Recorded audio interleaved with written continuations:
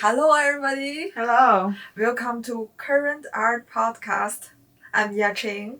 I'm Chang'en. Really nice to see you again. I cannot believe what we are going to talk about today. What are you gonna talk? Like the beauty standards. Yeah, I think the beauty is about young, because when you're young, everything is pretty and fresh, glowing. You know. You're talking about me. Yeah, you are. I'm at the age of like glowing. That's true. You are actually glowing. Yeah, because of my like female hormones hits the peak in my whole life. Well, it's the moment, but yeah, I think it's you don't have that forever. No. So that's why you suggest me to freeze my egg this year. That is actually very wise. It is, you don't know your future, and then you're not gonna marry next month, so. I don't think so. So that's why I should, put it on my agenda. Mm-hmm. So I will share it in this podcast. How's my like egg freezing process? Yeah, it's not a bad idea. Yeah. How are you doing today? Today I cooked. Yeah. For my love. Oh, thank you. And I'm being mommy. Being mommy. Yeah, being mommy. And doing podcast today. Yeah, because I was extremely late. So Rachel had the whole morning to cook the soup, rice, and also the cucumbers, like cucumber salad. How do you call it in Korea? Cucumber kimchi. Cucumber kimchi. Yeah, basically you mix with any pepper flakes, and then the anchovy sauce. It becomes kimchi. Yeah, Rachel taught me like there's 4 ingredients that are important, like foundational in Korean cooking. They are soy sauce, fish sauce, anchovy sauce. Fish sauce, anchovy sauce. Yes. And pepper flakes and sugar. Sugar. Yeah. Right. Because the salt is important too, but you can use the fish sauce instead of salt. So yeah, basically that. I think kimchi is also like very healthy. It contains a lot of probiotics. It's supposed to be also good for your skin. Yes, and then your gut health too. But the thing I made today, it's not actually fermented. It's just fresh, kind of like maybe salad-ish. So it doesn't contain the probiotic. I know growing up in China that we have like strict standards of beauty. Mm-hmm. Like the most... All of a sudden? The most contemporary theory is like you have white skin, like bright skin, and very thin body, like slim body. But it also is very popular to ask young women to be youthful, like youth, really like childish like. So if you can wearing children's clothes, that means you have a very... It's considered to be sexy and beautiful. So looks like childish is considered to be sexy. Yeah, it's a bit... It sounds a little weird. Pervert, yeah, right? I know. Yeah, but I've also seen that kind of beauty trend in, for example, Korean pop stars. Yeah, that's true. Actually, like looks kind of immature, and they wanted to look more cute. That's kind of, I guess, it's East Asian culture, East Asian beauty culture. Yeah. Because that means more of your high society. You don't have to work, and you're protected by your surrounded. I mean, you mean like look vulnerable. Vulnerable, and it becomes, I don't know how it started, when it started, that kind of beauty trend is, but it becomes now it's more like a fetishism, Yeah. But I don't think that's everyone's wanting to look like want to be like that look, but definitely it's a big big part of culture. Yeah, it's like a trend. Yeah. You saw that kind of images on social media and people talk about that. I mean, like the mainstream definitely against it. But then it's because of like many people pursuing this kind of beauty. Did you into that kind of look? To be honest, definitely when I was younger, I definitely wanted to look to have a brighter skin. I don't know, it's just more prominent in certain like places. We have a proverb. It's like if you are white or if you have a bright skin, it will cover up all your flaws. Like it will cover 100 flaws that you have. Wow. Yeah, and I have a long time that I'm on diet, especially during high school and early 20s, and I'm still controlling my weight. It's like I don't want to be like plump, for example. You don't. You don't look like that at all. No, that's because of I'm also like consciously thinking about that. If like my weight exceeds certain level, and then I would try to reduce it. And also my mom always remind me of that. Really? If we are on like FaceTime, so we haven't lived together for I think 14 years. But every time if I'm on the FaceTime with her, if like my face looks a little bit swollen, she'll say, "Oh my God, did you eat too much these few days? You should probably reduce it." And it's interesting because I'm the thinner one, so she never have this kind of standard for herself, but only for me. Yeah. Yeah, I think I had that kind of judgment when I was in Korea too. Like usually my grandma, like, did you gain weight? Or something like that. Yeah, it's so stressful. Yeah, I really love living in US because nobody cares, you know? Nobody cares. Who cares? That's true. Yeah. So you feel like it's more forgiving in living in the United States. Forgiving? This is me. I think I'm healthy now, you know? I don't have to be look skinnier than this because my body is controlled this height, this weight, and then my muscle work this way, like a certain way, right way. So if I lose too much weight, and I did actually, I tried to lose my weight when I was younger, but at the time I felt more cold, and then I don't have enough strength, and I didn't exercise right way, or just only the control food, not eating basically. So yeah, I think right now I'm happy with my body. Yeah, but I know the gain muscle is very important, so I'm trying to get exercise.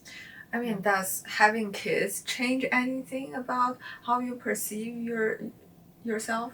After pregnancy? Yeah. Definitely. Definitely. After pregnancy, I gained more weight. Yes, before compared to before. And then body shape is changed. You know, you stretch your skins in your your stomach, and then your bust, and then shrink it down. It's kind of lose the collagen or whatever it's like. So it doesn't look like before, even though you gain back the same weight. Yeah. Yeah. So it's like the body kind of being stretched. Stretch it out, and then and then kind of shrink it, but the skin is already loose. The tension. So like this texture is changed. Texture, yeah, the balloon. You know, balloons got stretched out, and then if you lose air inside, then kind of like lose rubber, right? Rubber. So yeah, it's an age. it's also affected too. Do you feel like certain like stress? Because I know, for example, nowadays there are so many institutions that would help you to have a tighter skin. You do certain like exercises to gain back that this tightness before the pregnancy. Have you have ever like stress worry about that? Maybe I can afford to do it, but I guess I don't have enough time to do exercise. That's maybe it's I don't know. It's lying, but um I don't know. I didn't really make effort actually. Honestly, I didn't make effort to fix my body. Yeah, because it's like not the priority anymore, right? Right. Yeah. It's interesting. Like the artist we are going to introduce this week called Sangha Nangudi. She was born in 1943. It's like American artist. She was working with pantyhose. So it's like the socks that women wear. And those socks is supposed to be very tight, right? But she put the sand inside and stretched them and nailed them on the wall. So it feels like the skin has been stretched. Yeah, stretched out. Similar feelings that you described before with like the body after the pregnancy. This is the work like she like developed after her first pregnancy and her experience of watching her changing bodies. Yeah. And then she quoted, I'm working with nylon mesh because it related to the elasticity of the human body. Right. She explained, from tender, tight beings to sagging, the body can only stand so much push and pull until it gives away, never to resume its original shape. I guess, yeah, just exactly what I experienced is what she's describing her work.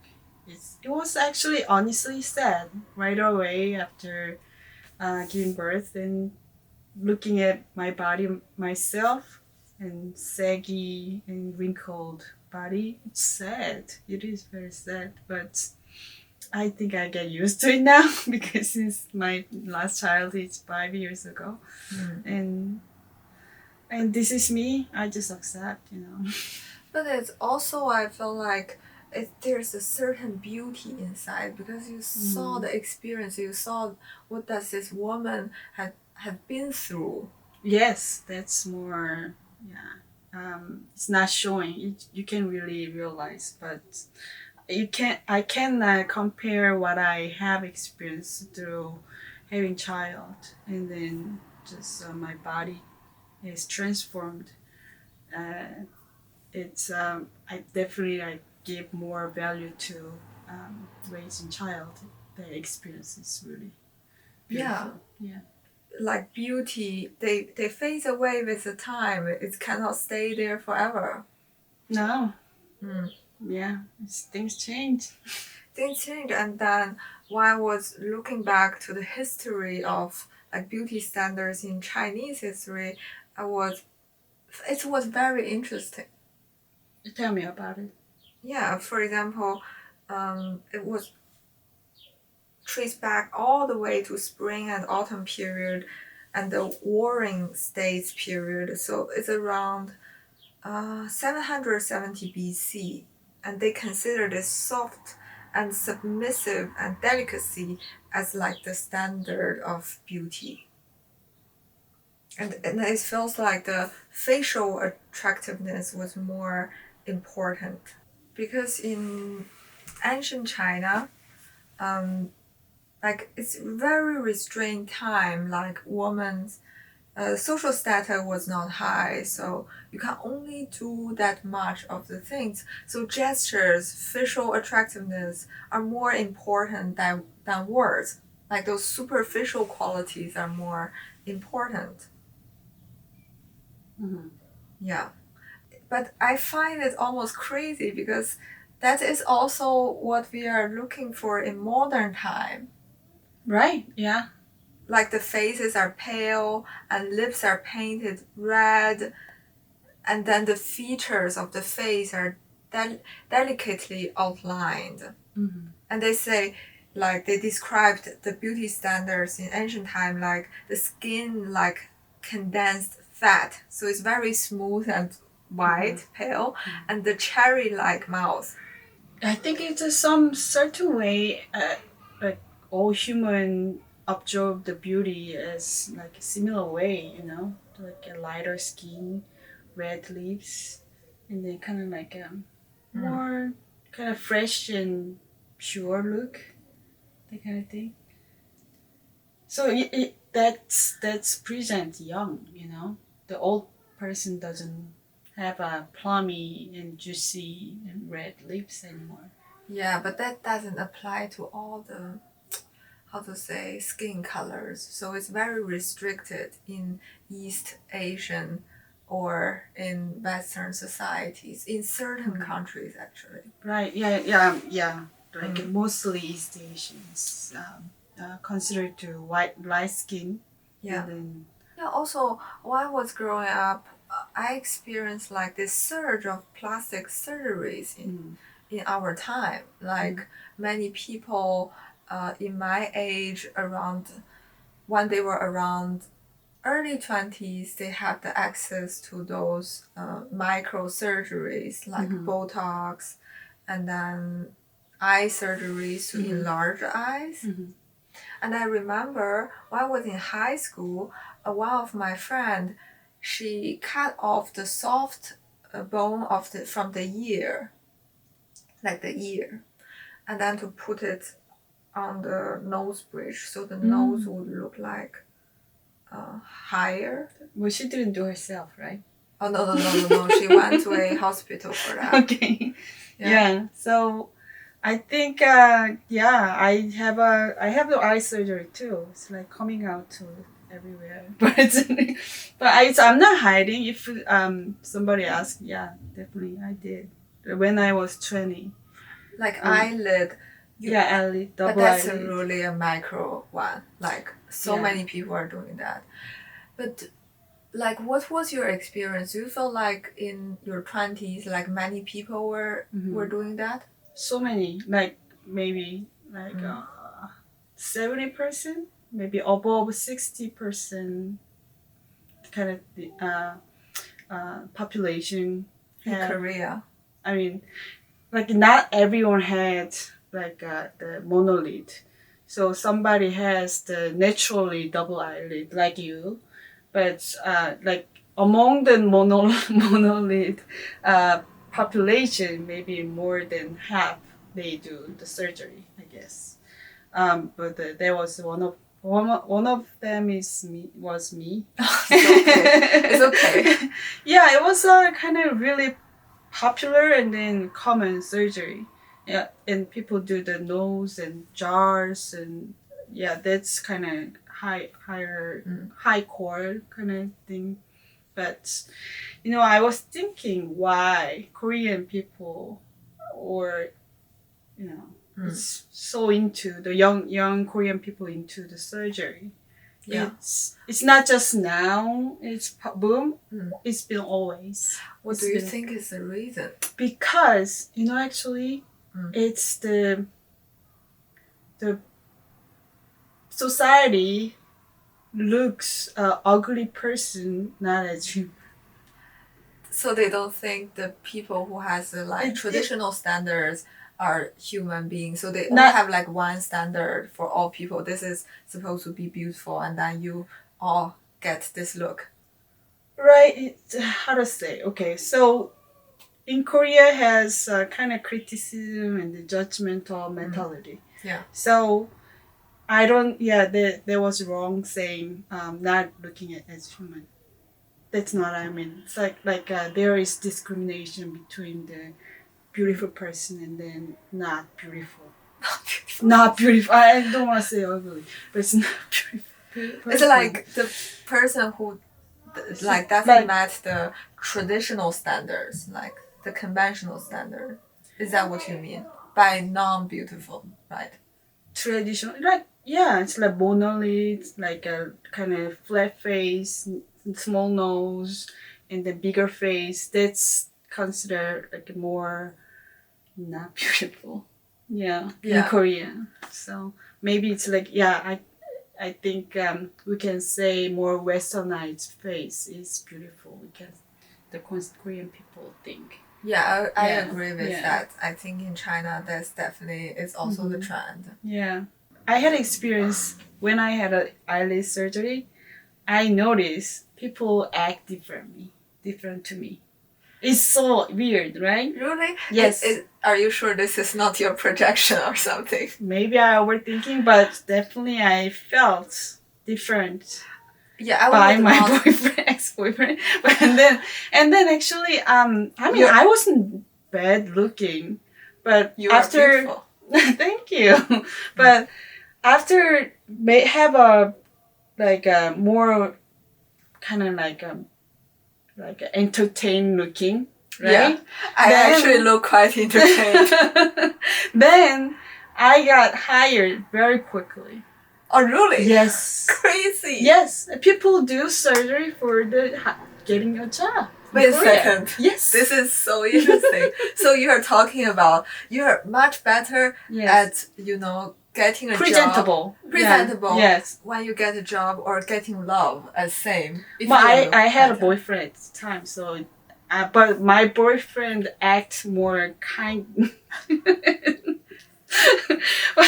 Well, that's not the point. But I definitely think I got a job very easily. And then even though I had a really difficult situation at that time, and my spec wasn't that good to get like a higher brand job. But I got whenever I do interview, people really welcome me.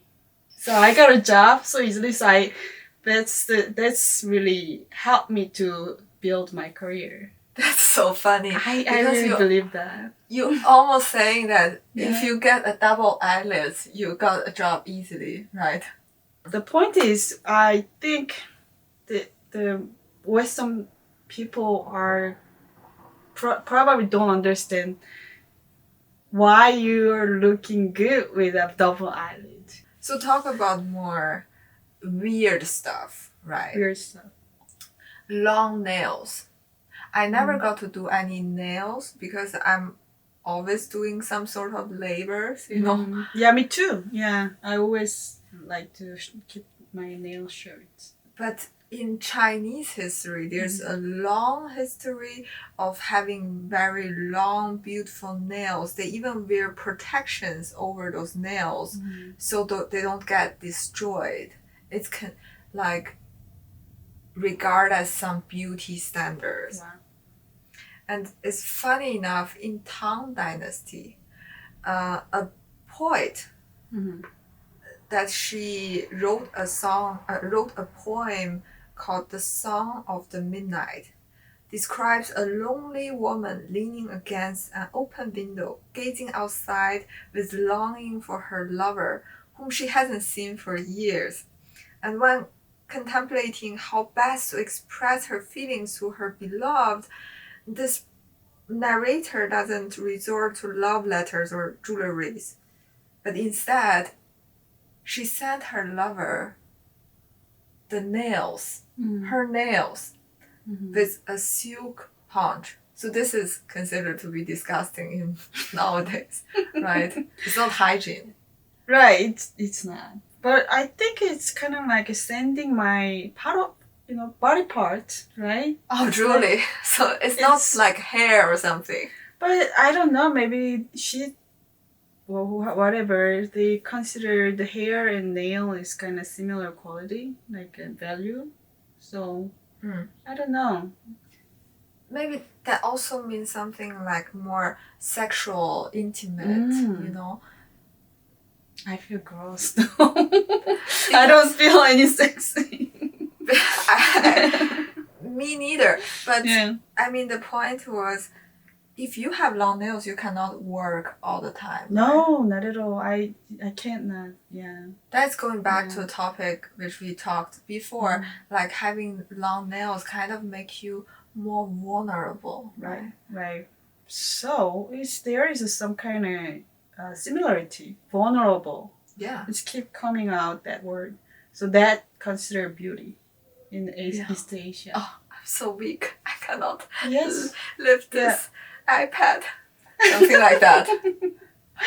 Yeah, I think do it for me. That's very common in Korea. Yeah. But I'm so curious, like, what do you mean by when you don't look like certain ways, people don't treat you well in Korea? Like, people are not polite to you, they say bad things to you, they judge you? Like what exactly they say? They do mean things, they say mean things, they don't treat you fairly. Like, you have to make an example, yeah. Even though my father said to me, well, because I have a round face, and then when I was before graduate high school, I was kind of like chubby side, and then my father always like calling me pig, or the full moon face. Unbelievable. Yes, it was.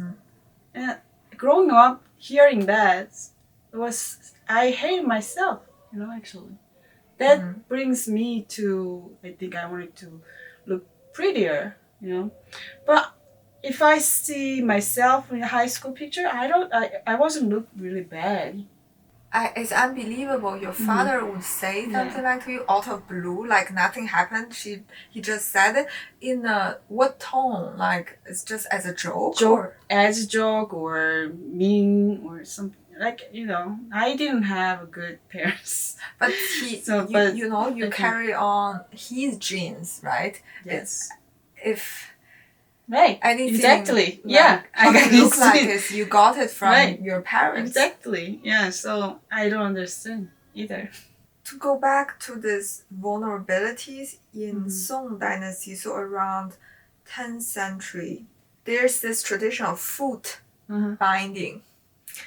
And it's crazy because you start as a young girl, you start to bind your feet around 5 to 7 years old. So it involves like breaking bones, like wrapping the bandage like around your feet to make a lotus shape. So the feet would bend inward and then the toes is stuck under. Because that kind of beauty is considered marriageable and desirable. And this kind of tradition lasts almost 1,000 years. It was banned in 1912. It means like small feet, you can't really go far. You can't really walk. You need help to carry around, basically. Yeah, you cannot even walk by yourself because you have to. That's the sign of like your family has money. So you don't need to walk by yourself. You can be carried by people, have transportations, and then you don't have to work. Wow. It's kind of crazy. So it's not about like beauty, like back in the day. I mean, still in Korea, like has a big portion of people thinking woman is like kind of more submissive, and then you have to be vulnerability. Vulnerable? Right? So the man can handle better of the person, the woman. You have to get selected by men who have money. That's woman's kind of like a tradition thinking way. Yes. Right? Because it forces women into an object. Only the object can be consumed and modified.